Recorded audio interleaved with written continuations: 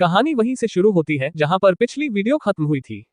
हमने देखा था कि जी लिन की इंसल्ट ना हो इसलिए अपना गिफ्ट निकालकर अपने ग्रैंडपा को देती है, लेकिन तियानशिन उस गिफ्ट को चीप बोलकर ताना मारती है। तभी लिन जी के कंधे पर हाथ रखकर कहता है कि तुम्हें मेरी खातिर झूठ बोलने की जरूरत नहीं थी। इसके बाद लिन जी की कमर पकड़कर कहता है कि इन लोगों से बहस मत करो, मैंने एक गिफ्ट तैयार किया है। ये सुनकर जी चौंकते हुए पूछती है कि क्या तुम ग्रैंडपा के लिए गिफ्ट लाए हो। इसके बाद लिन आगे बढ़ता है और एक पेंटिंग निकालकर जी के ग्रैंडपा को देता है।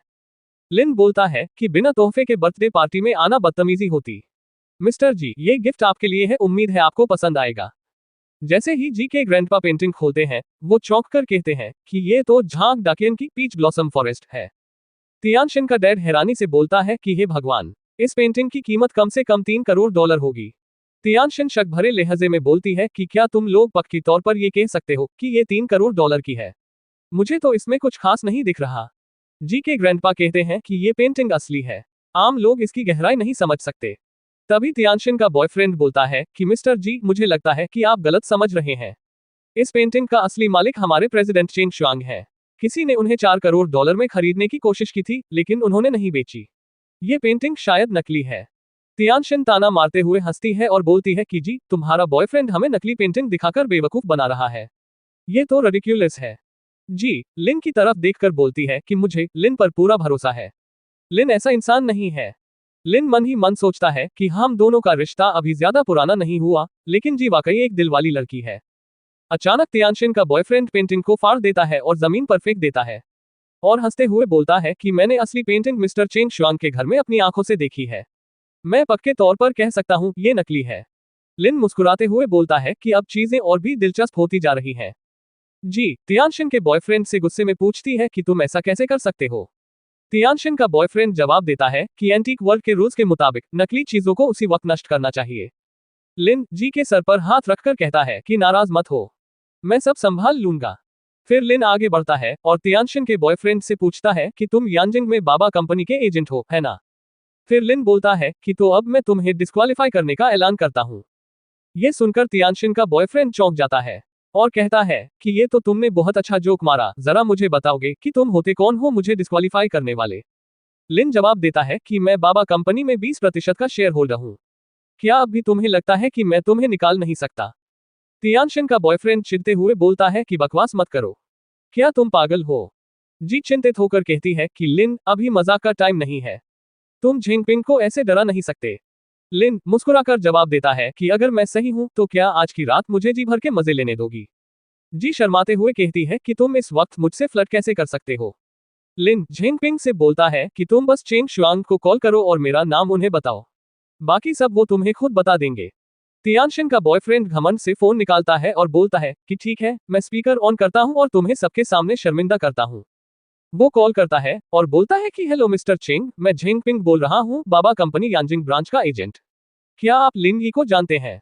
दूसरी तरफ से चेंग शुआंग की आवाज आती है कि क्या तुम्हारी मुलाकात उनसे हुई है? क्या तुमने उनका अच्छे से स्वागत किया? वो हमारे कंपनी के 21% के शेयर होल्डर हैं। अगर तुमने उन्हें इग्नोर किया तो मैं तुम्हें तुरंत डिस्क्वालीफाई कर दूंगा। ये सुनते ही झिंगपिंग का दिमाग हिल जाता है। वो चौंक कर कहता है कि क्या कहा आपने 21%? क्या मैं किसी और लिन से मिला था? चेंग शुआंग आगे कहते हैं कि मैंने उन्हें झांग डाकियन की असली पेंटिंग दी थी और बदले में उन्होंने मुझे कंपनी के 1% शेयर दिए थे। ये सुनकर झिंगपिंग का चेहरा सफेद पड़ जाता है, उसके हाथ से फोन जमीन पर गिर जाता है और वो घुटनों पर बैठ जाता है। लिन झिंगपिंग से कहता है कि बाबा कंपनी का दूसरा सबसे बड़ा शेयर होल्डर होने के नाते मैं तुम्हें ऑफिशियली डिस्क्वालीफाई करता हूँ। तियानशिन टेबल पर हाथ मारते हुए बोलती है कि तुम हद से आगे जा रहे हो। आज मेरे ग्रैंडपा का बर्थडे है, तुम मेरे बॉयफ्रेंड को ऐसे बुली नहीं कर सकते। तियानशिन की माँ भी लिन से बोलती है कि तुम जी के बॉयफ्रेंड हो, कम से कम जी की खातिर उसे माफ कर दो। लिन जी की तरफ देखकर बोलता है कि जी जो कुछ भी करने के लिए कहेगी मैं मान जाऊंगा। ये सुनकर जी ब्लश करने लगती है। फिर लिन उन लोगों की तरफ देखकर गंभीरता से बोलता है कि लेकिन तुम मुझे ये नहीं बता सकते कि मुझे क्या करना है।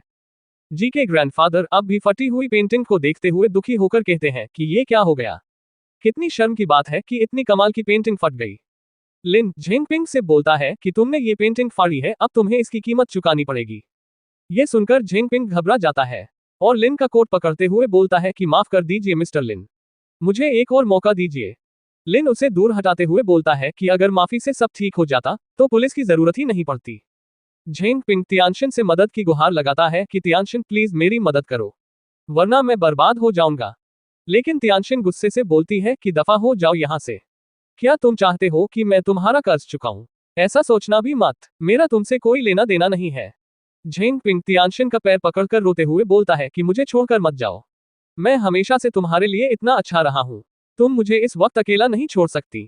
तियानशिन पैर झटकते हुए बोलती है कि मुझे छोड़ो, मेरी ड्रेस को गंदा मत करो। तभी लिन झेंगपिंग से कहता है कि मर्द बनो, उठो, ये लड़की तुम्हारे लायक नहीं है। तियानशिन चौंककर गुस्से में पूछती है कि तुम आखिर कहना क्या चाहते हो? लिन तियानशिन के फादर से कहता है कि प्लीज अपने परिवार को अंदर भेज दीजिए, मुझे आपसे और आपकी फैमिली से अकेले में बात करनी है। तियानशिन के फादर सिर हिलाकर हमें जवाब देते हैं। तो दोस्तों यही थी आज की वीडियो। दोस्तों क्या लगता है कि आखिर लिन अकेले में क्या बात करना चाहता है? क्या वो जी के ग्रैंडपा को कोई और सच बताने वाला है, या फिर जी और लिन के रिश्ते को लेकर कोई बड़ा फैसला लेने वाला है? सच्चाई क्या है, ये जानने के लिए देखना मत भूलिए अगला पार्ट।